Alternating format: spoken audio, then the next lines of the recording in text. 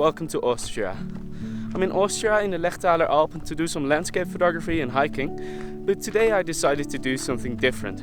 I want to replicate the work of a famous previous photographer, Ansel Adams. Those of you who don't know who Ansel Adams is, Ansel Adams is or was a photographer active from the 1920s all the way into the 1970s. He was very famous for his American landscape photography.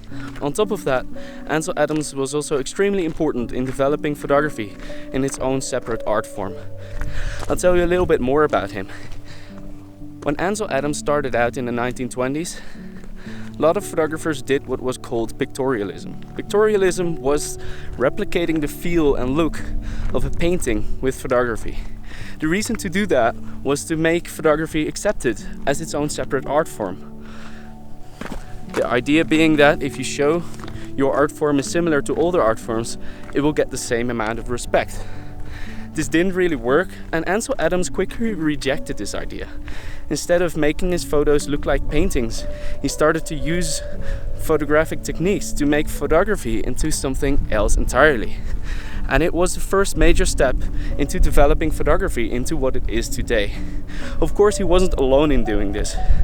In fact, he was part of a group called F64 after a very small aperture to make everything in focus.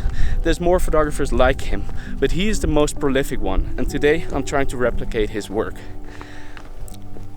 Sorry if I don't look in the camera all the time. It's kind of hard to hike and to do that at the same time. Now, what made Ansel Adams so interesting was that he wasn't just one of the first photographers to take photography as its own medium. He was also very good at composition and work in the darkroom, where he edited his photos, or developed is a better word. It's all the more impressive because there wasn't such a thing as an LCD screen where you could look how your photos would turn out.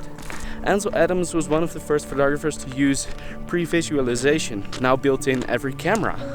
He would always pre-visualize how his exposures, how his photos would look before he pressed the shutter button.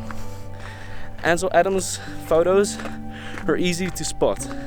He usually has a very clear idea of the composition, and though there's plenty to look at, it's always very clear what he wanted to convey with his photos. Another interesting aspect of Ansel Adams was that he made photography a lot more moody than we know it today. Today's landscape photography is kind of beauty shots. Ansel Adams instead chose to emphasize remoteness and ruggedness of his landscapes. His skies usually were cloudy or dark through the use of filters and circumstances in which he shot. He loved it when there was an incoming storm, and he used that to his great benefit in many photos. So here's the plan. I'm about an hour away from the hut. When I get there, I'll explore the area so that tonight I know exactly where I want to go for some photos. The things you do for a good photo. Alright, so I've dumped my stuff at the hut and I'm now exploring the area. It's a lot nicer to hike around without so much stuff. What I'm trying to find is a good, obvious composition that will work good in black and white. As you can see now in the broad daylight, the light isn't super good for photography, especially not moody black and white photography. So what I'm gonna do is I'm gonna wait till golden hour, and after that the blue hour, and hope that the scene comes to life a little bit more.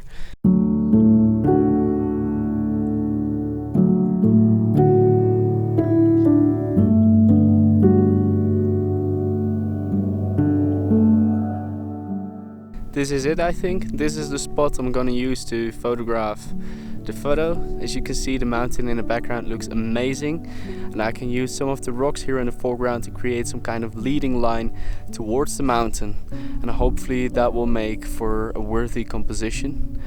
The light right now is still not that great, but you can see there's a little bit of cloud cover. I hope that will be the same tonight, because clouds usually make things a little bit interesting.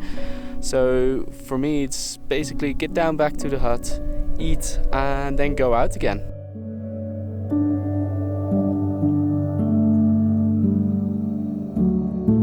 So as you can see, the sun is about to set. I'm taking some color photos because the colors are absolutely beautiful, but for the Ansel Adams photos I'm gonna use black and white. I'm just waiting for the sun to set completely behind the hills because I think that's gonna make the whole scene a little bit more moody, and then I think that will work a little bit better. Unfortunately the clouds are evaporating, so I don't have a dramatic sky to work with. What I'm gonna do, however, is I'm gonna wake up tomorrow really early, go to this spot again, and I know for a fact that the moon will be up then, so that will be amazing if the moon will be up above the mountains to just show itself while the sun is rising, and then I can also take another few photos.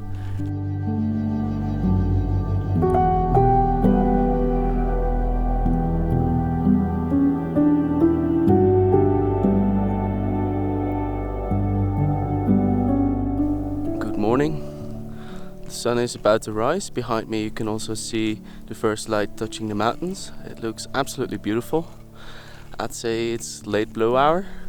The moon is also out, but it's way too high for me to capture, so that's a little bit of a bummer. Anyhow, I'm still going to capture some of the photos that I want to do. And let me also explain a little bit about the composition. I've got these rocks in the foreground. I hope you can see them. And in the background there's some more rocks, and in the far background there's this one pointy rock, and all of these rocks kind of help me to lead your eye into the composition towards that beautiful mountain in the background.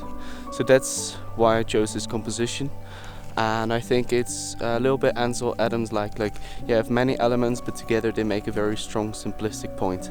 And well, I hope it's at least a little bit like Ansel Adams. I mean, the man was a master, but it's also nice to challenge yourself and try this kind of stuff for yourself.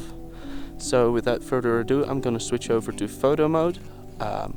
I'll show you the results. So this is the end of the vlog, and I'll also show you some of the color photos I took, because I think they actually came out better than black and white photography. Alright, that's it. Case out.